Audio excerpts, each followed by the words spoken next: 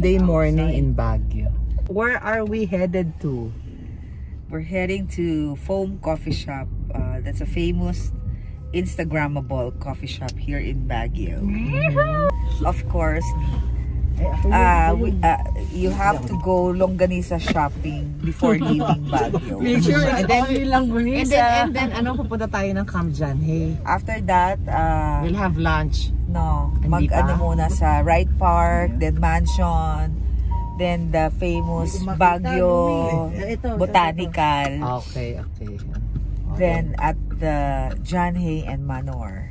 Tapos uwi na tayo. Uwi na. No? Okay. Time to go home. Pink Sisters Convent. Diyan ako nalangin na mapapangasawa ko dati. Ha? Dito mo nalaman? Sheila, Pink Sister yan. Okay sa'yo, naka-record Sheila ha. Di ba dun sa Pink Sister sa Tagaytay, meron dong envelope. So nalalangin ka pala Sheila. Susulat mo yung mga wishes mo, tapos yung mga monks, as sila yung mag-pray noon. Lahat yun, sinabi ko dun sa, sa letter. Baguio Cathedral. Ano, amiga? Our Lady of Atonement. Our Lady of Atonement. Ito, nasa May Session Road na kami.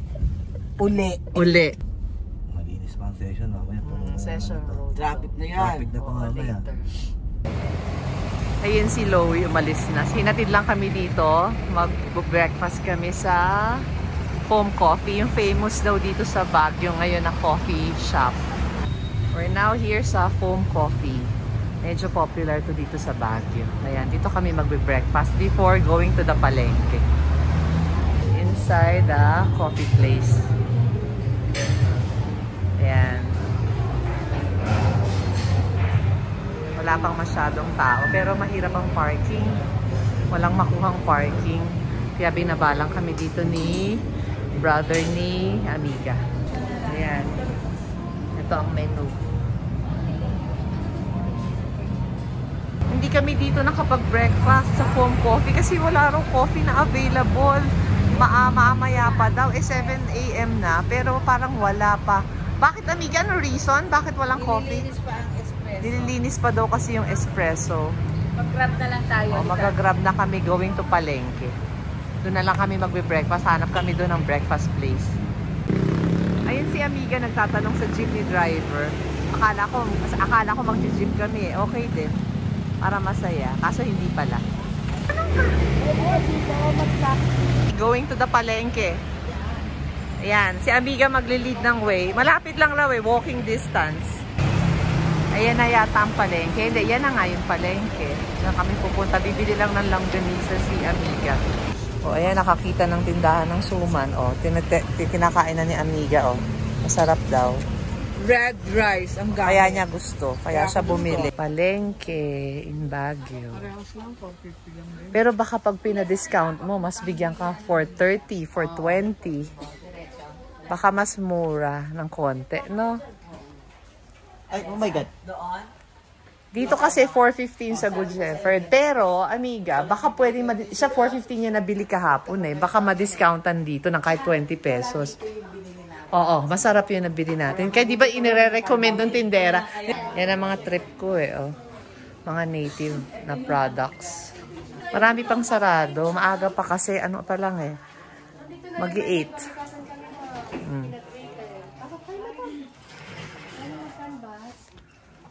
Yes, madam. Hi. Longganisa. Yeah.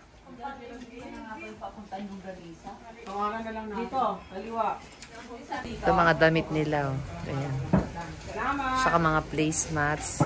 Mga kung ano-ano. Gusto namin magsuot sana ng damit ng, ayan o, ng Igorot. Di kami naka-try. Baka mamaya maka-try kami sa pupuntahan namin sa Wright Park. Sarado pa most stores dun sa pinuntahan namin. Most stalls. Sarado pa. Kaya dito kami sa wet market. Yata kami pupunta. Naku. Baka dumumi yung sapatos ko ha. Hindi ako prepared. Ay, ayan ang langganisa. Diyan ang langganisa, amiga. Amiga. Ayan, diyan ko nakita nun sila, ano, Sila China kuhuang ko. Diyan ko nakita bumibili ng longganisa. Nakita namin dati nung kami na brother pumutang Baguio. Nakasabay namin sila China kuhuang ko. Tsaka yung asawa niya na chef dito bumibili ng longganisa sa area na to. Ito yung wet market nila. Hindi na kami papasok kasi medyo basa. Baka madulas pa kami. Dito lang kami sa bandang labas. Ito mga presyo ng longganisa nila. Oh. Dito to kay Andayas Lechon. Andayas Lechon. Ayan, ayan ang lechon price nila. Ayan. More longganisa. Longganisa. Ayan ang mga longganisa nila. Oh. Baguio vegan, sweet garlic, native Baguio, Ilocos, Aluminum. Bumibili si Amiga ng bagnet. 700, gano'ng kalaki yun? 1 kilo. Ah, 1 kilo. 1 kilo, Amiga, bibilin mo? Gano'n pa kalaki mo? Gano'ng kalaki? 1 kilo. Hindi ba? Dalawang ba? Ayan, bagnet. Bibili si Grace. Nakuha ko dati. Kasama yung chef niya na asawa. Dito, longganisa. Pakita mo Sheila. Ayan. Ayan.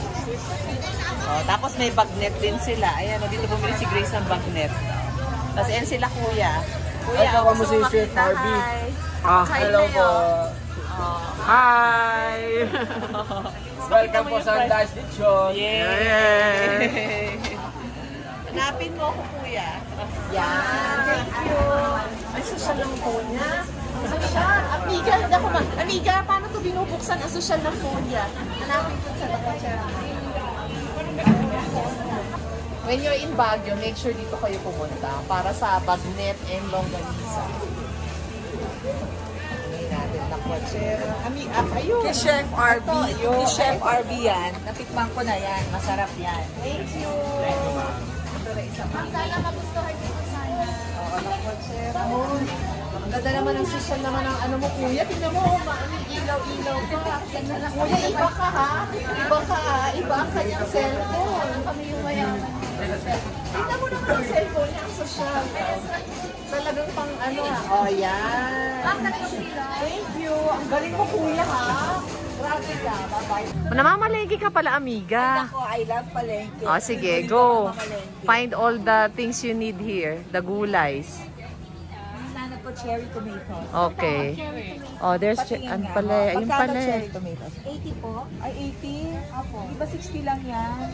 Kahit sa 70 po, 200 po yung pag-isip. Kayong dalawang cherry tomatoes. Tingnan mo yung mais nila, ang mura. Ayoko lang talagang magbibili. Ayoko. I don't like. Pang pasta sana, no? Oh. Tomato pasta. Ano pa raw kailangan mo, amiga? Nanap ko pa kung ano kailangan ko. Mahal naman ang luya, 20 pesos ang ano. Wow, namamalengke si amiga. Luya talaga. Gabi-gabi nag-luya. Okay. Chop suey set. May chop suey set na, oh. Magkano yung chop suey set mo? Ang galing, 120 chop suey set na, amiga. Kung ako lang eh, sinisipag eh. Kaso hindi ako sinisipag. Grabe, mura dito, oh.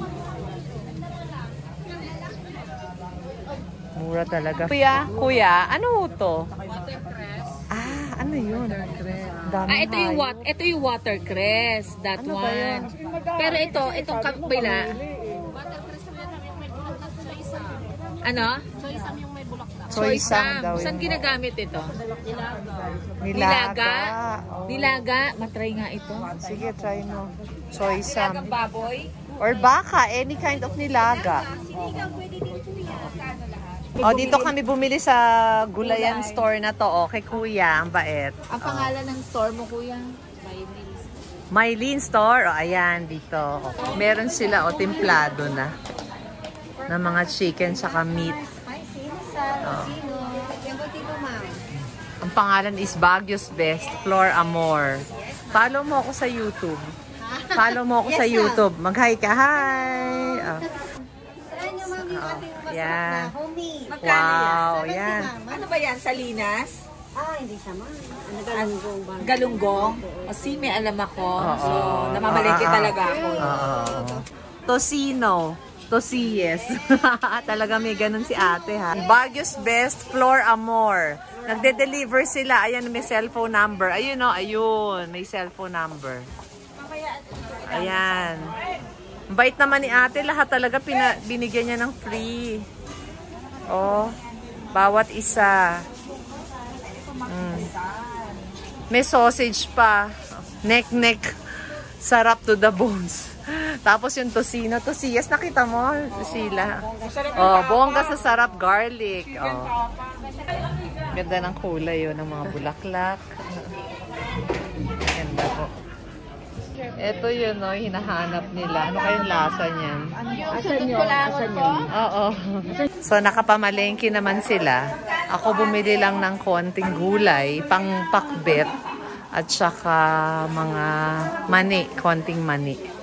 Meron ding silver na mga accessories na tinda. DL Silver International. Camp Janhay na tayo, di ba? Dahil magba-brunch tayo dyan, ano, amiga? Ayan, Camp Janhay. Tapos after brunch, babalik na kami ng condo, mag-check out, and then heading to Manila. Bedroom boys naman po. So, napapasok na kami ng Camp Janhay. Morning po. Morning! Sir, Morning. subscribe. We are now in Camp Janhay. Ito, hanap na kami ng kakainan namin ng breakfast, brunch. Yan. Gahanap na kami ng breakfast place before heading to Manila. Parang konti lang yung choices ng breakfast place. Kaya pupunta na lang raw kami sa Batirol. Saan tayo pupunta? Hindi na tayo dito. Yeah, Saan na we're naman? going to Batirol. O, diba? Joke lang. Ayan ang aming komedyante. Ang aming komedyana. Andito kami sa Chocolate de Batirol. Kaya lang, ang hirap mag-park. Ayun yung sasakyan namin, no? Naghahanap ng parking. Stop, look, and listen. Ayan. Walang maparadahan. Ang hirap, punong-puno. Ang aga. O mukhang jam-packed. Chocolate de Batirol. Reviving traditions. Ayan, no? Mukhang punong-puno. Puno nga, my God. Ang dami pang waiting, eh. Andito kami ngayon sa Chocolate de Batirol. Sa may Camp Janhay. Yeah. Oh, kaya lang, si Amiga, naka-waiting kami. Mga 7 pa ba tayo? Kasi punong-puno. Pang 5. Pang 5. Punong-puno siya dahil talagang ito ay pinupuntahan dito sa Baguio. Si Lowy nga hindi nakababa kasi yung kotse walang maparadaan, full parking. Kaya baka mag-take out talaga kami ng food para sa kanya. Tapos saka diretso na tayo from here. Sheila, babalik na tayo ng condo, di ba? Hindi kompleto ang Baguio mo pag hindi ka dumaan dito. Kay Papa Batirol. Tingnan mo, puno talaga. Wala talagang place. Sheila, wala talaga. Galing kami sa palengke. Full parking lahat. Galing kami sa palengke, saka kami dumiretso dito. Full parking. Wala talaga. Let's go back. Mag-branch tayo para branch para yung from ating here, ano na lang. from here, hindi. Mag-ano tayo. Right Park pa daw. Okay. And then after Right Park, babalik na tayo ng Kamaynilaan. Babalik na tayo sa ating dating world. Parking is strictly for Chocolate de Batirol. Customers only. Napakahirap ng parking. Sobrang hirap. Kasi punong-puno. Waiting nga kami ngayon eh. Pang 5th or 7th pa yata kami. Ayan ang ating ang sekretarya ng presidente. Ayan ang mga lola. Nagpipicture. Nagpipictorial dito sa may Camp Janhay. Habang naghihintay kami sa de Batirol. Tinawag na kami. Yehey. Daming tao. Puno. Inside de Batirol. Ito ang aming place dito sa de Batirol. Tapos meron pang iba dito na places. Yan. Yan. Ito pa. Ayan, no? Ganda ng lugar. Tsaka masarap yata ang food. Ito na yung food namin dito sa de Batirol. Tocino pork, tapos longganisa, tapos bibingka. Sige, gitna mo na lang yung bibingka. Then, ano yan? Bangus. Bangus. Bangus. Tapos yung champurado. Yan. Thank you, kuya. Champurado na ba yun? kay Manay? Hindi, ewan ko kung yan lang ang kinuha niya. No creamer. O, kanina yung no sugar, no creamer. Tapos yung regular. Regular, ayun. Ito yung puto bongbong. Tapos sa akin na isa akin yan. Vegan, longganisa. Without taking breakfast, highly recommended. But be prepared for a little long wait over the week. But it's really good. Thank you. Thank you, Justin.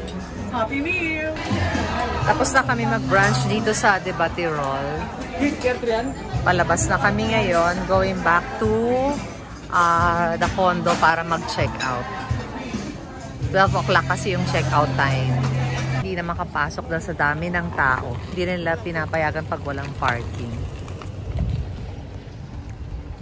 Anong pronunciation, amiga? Sa tingin mo yung tama? Ito, Chocolate de Baterol. Yeah, Tagalog Chocolate de Baterol. Chocolate de Baterol. Okay. Ready to go. Balik na naman kami sa Kamaynilaan. Work na naman ang aming senyora. Oo. Ito ang parking nitong condo na nakuha namin. Outlook Ridge Residences. Kaya bawat unit, for every unit, may isang parking slot na iaalat para sa renter. Yan, ito na. Magsasakay na, maglo-load na kami ng mga gamit. Ayan, dahil sa halaman ni Senyora, puro halaman. May pine tree pa siya na binili na palalakihin at mga kung ano-ano. May walis tambu pa, oo. May money tree pa siya. Oh, punong-puno. Ano yun? Meron pang nasa sahig. Ayan, sa loob na lang. Ayan, patong. Ayan. Ayan, okay. Napagkasya. Okay. Yay. Oh, try. Kasya yan. Ay, hindi. No, may tatamaan. Oh. Urong ng konti, urong. Isa pa. One more try. Sasara na yan. Kaya dapat talaga, no? Magaling mag-ayos ng, yun. Oh. Ayan, mag-check out na sila Senyora and Sheila. Magbabayad na sila ng aming 2 nights and 3 days dito sa Outlook Ridge Residences. Ayun si Loie, hinihintay kami. Ulitin ko, ito yung loob ng Outlook Residences, yung lobby nila. Ayan. Tapos ayun yung reception. Magbabayad na kami. Ito yung first floor. So, 3rd floor kami. Ayan siya, oh. Outlook Ridge Residences. May ponsetsa pa, oh. Tapos, meron ditong lime and basil. Yung restaurant na meron sa Tagaytay and Okada, Manila. Ayan, lime and basil. Ito ang yan ang loob ng lime and basil. Tapos meron pa siyang area dito sa labas na, ayan, meron pang ganyan. Pag gusto mo ng alfresco. Ito yung labas ng Outlook. Ayan, o. Ayan yung listayan namin. Ayan yung lime and basil na restaurant. Tapos tingnan nyo naman ang view. Ulitin natin kasi nga uuwi na kami. Lalabas, nag-check out na kami. Pakita ko lang ulit for the last time. Itong view na napakaganda, oh. Ayan ang view dito sa tinirahan namin. Bye Baguio. See you again next time. Bye-bye. Going home. Ayan na yung landmark. Hello, Lion. Ayan may mga souvenir items. Pero for sure, mahal dyan. No? For sure. Hindi tayo nakasuot ng igorot na costume. No?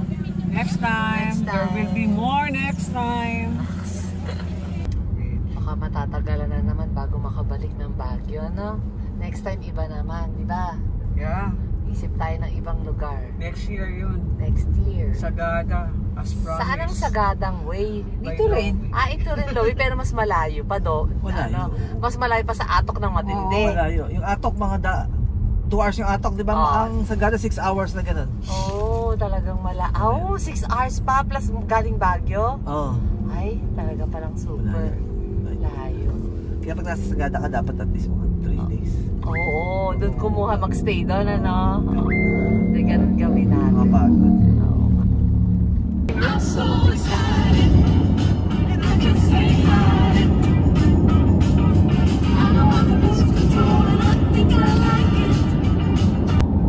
Ang bilis ng biyahe namin. Umalis kami ng Baguio, parang 12, mga 30. Anong oras na, Sheila? 3:50, nasa Tarlac na kami. Kaya medyo okay naman ang biyahe. Ito na yung last stopover namin. Ang bilis ng biyahe namin pa uwi galing Baguio. Nandito kami sa Caltex sa may NLEX dahil kumain kami ng early dinner sa Razons. Thank you guys for watching.